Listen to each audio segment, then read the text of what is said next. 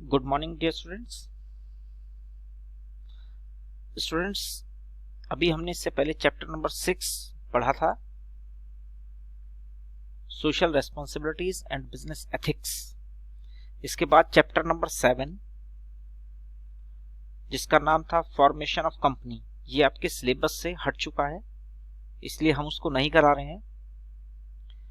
अब हम आते हैं डायरेक्ट चैप्टर नंबर 8 पर।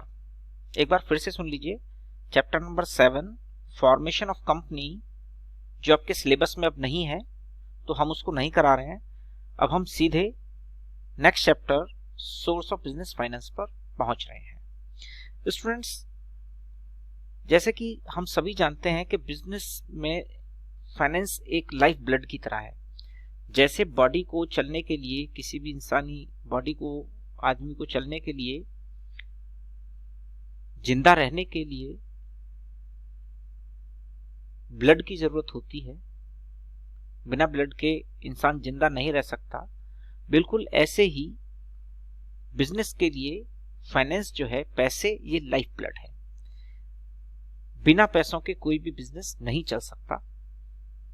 तो इस चैप्टर में हम कि बिजनेस को रन करने के लिए, उसको मॉडरेट करने के लिए किस किस सोर्स से हम फंड क्रिएट कर सकते हैं, फंड कलेक्ट कर सकते हैं, ये हम इस चैप्टर में पढ़ेंगे।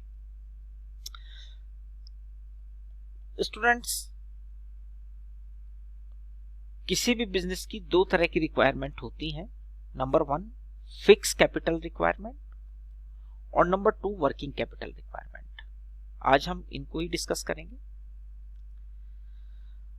स्टूडेंट्स, पहले बात करते हैं फिक्स कैपिटल रिक्वायरमेंट की। जो हमारा फिक्स कैपिटल रिक्वायरमेंट है, ये किस तरह की रिक्वायरमेंट है? स्टूडेंट्स, जब भी हम कोई भी बिजनेस सेटअप करेंगे, तो बिजनेस को सेटअप करने के लिए हमें बिजनेस के लिए जगह चाहिए, यानी लैंड चाहिए।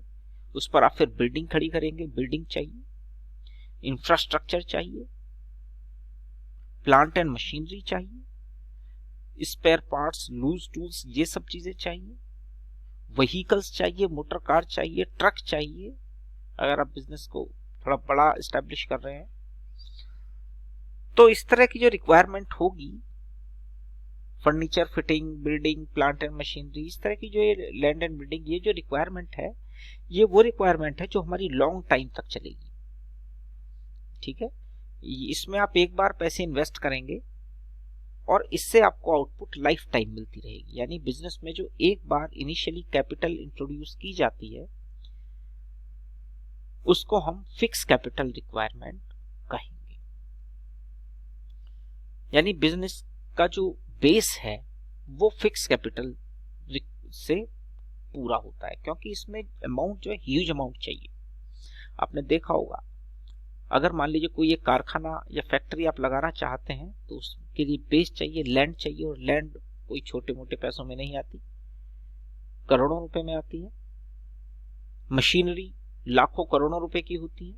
इंफ्रास्ट्रक्चर मेंटेन करना, फिक्सचर फिटिंग तैयार करना, यानी ये बहुत सारे अमाउंट का खेल है।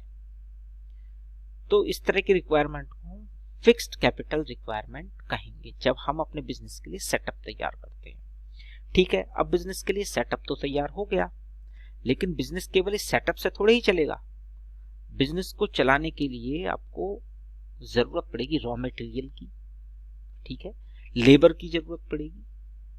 डे टू डे एक्टिविटीज के लिए डिफरेंट टाइप्स के एक्सपेंडिचर्स हैं, पोस्टेज है, टेलीग्राम है, कैंटीन फैसिलिटी है, बहुत सारी ओवरहॉलिंग है, इलेक्ट्रिसिटी चार्जेस हैं, बहुत सारी आपको डे टू डे एक्टिविटीज के लिए भी पैसों की जरूरत पड़ेगी। मैं फिर से बता दूं, केवल इंफ्रास्ट्रक्चर डेवलप कर देने से, सेट कर देने से बिजनेस नहीं होगा। इसके अलावा बिजनेस को करने के लिए आप कोई भी जो प्रोडक्ट बनाएंगे, उसके लिए रॉ मटेरियल की जरूरत होगी। रॉ मटेरियल होगा तो उसे लेबर उसे बनाएगी, यानी कि लेबर की जरूरत होगी, मैन पावर की जरूरत होगी, इलेक्ट्रिसिटी की जरूरत होगी। मशीन चलेंगी तो उसकी ओवरहॉलिंग, लुब्रिकेंट्स का खर्चा भी आएगा। तो इस तरह की जो भी एक्टिविटीज हैं, उनको हम क्या कहेंगे? उनको हम कहेंगे वर्किंग कैपिटल रिक्वायरमेंट। तो हम इस चैप्टर में दो ही चीजें सीखेंगे कि फिक्स कैपिटल के लिए अगर हमको फंड्स की जरूरत पड़ेगी वो कहाँ से आएगा, और डे टू डे एक्टिविटीज यानी वर्किंग कैपिटल के लिए जो हमको फंड्स की जरूरत पड़ेगी ये कहाँ से आएगा, ये हम इन चैप्टर्स में सीखेंगे। ये चैप्टर हालांकि आपको क्लास 12th में एक बार फिर से मिलेगा, ठीक है, तो हम वहां पर भी इसको पढ़ेंगे, लेकिन पहले भी क्लास 11 में है तो पहले क्लास 11 में इसके कुछ जो एलिमेंट्स हैं, जो इसमें इंस्ट्रूमेंट्स हैं वर्किंग कैपिटल के या फिक्स कैपिटल के, उनको हम जरूर यहाँ पर स्टडी करेंगे। अब स्टूडेंट्स बात करते हैं कि फंड्स की classification of funds. Funds student 2 types का होता है, नंबर 1 ओनर्स फंड और नंबर 2 बोरोड फंड। आइए देखते हैं, ये तो डिफरेंट टाइप्स में दिए हुए हैं, मैं आपको शॉर्ट में ये सब चीजें करवाऊंगा, ठीक है। Number 1 ownership basis. ये ओनरशिप बेसिस क्या है, ओनरशिप बेसिस में शेयर्स आ जाएंगे आपके, equity shares, preference shares, retained earning, यानी कि जो कैपिटल या जो सोर्सेस बिजनेसमैन के पास खुद के अवेलेबल होते हैं उनको हम ओनर्स फंड कहेंगे। इसके बाद कुछ होते हैं आपके बोरोड फंड, ठीक है, ये तो थे आपके ओनर्स फंड में ही रिटेन्ड अर्निंग ऊपर शेयर कैपिटल है, ठीक है। तो ये डिफरेंट टाइप्स के हैं आपके पास में जो फंड्स हैं, जिसमें हमने बात की एक ओनर्स फंड की हम बात कर रहे थे, दूसरे बोरोड फंड। देखिए यहां पर दिया हुआ है बोरोड फंड, ठीक है। ओनर्स फंड आप लोगों ने हमने बता दिया आपको, आपकी शेयर कैपिटल, रिटेन्ड अर्निंग जिसमें प्रेफरेंस शेयर्स और इक्विटी शेयर्स होंगे। दूसरा है आपका बोरोड फंड, बोरोड फंड में लोन्स होंगे और डिबेंचर्स होंगे, यानी कि जब कभी बिजनेसमैन अपने बिजनेस को सेटअप करना चाहता है या उसको एक्सपेंड करना चाहता है तो वो लोन लेकर के भी काम कर सकता है, long term loan. Borrowed fund से मतलब लॉन्ग टर्म लोन, यानी जब इतने अमाउंट का, जब आप कोई भी बिजनेसमैन लाखों करोड़ों रुपए का बोरो करेगा तो ये किस तरह का लोन होगा, लॉन्ग टर्म लोन, जिसको 10, 15, 20 साल में उसको रीपे किया जाएगा। तो इस तरह के फंड्स को क्या कहेंगे हम, बोरोड फंड।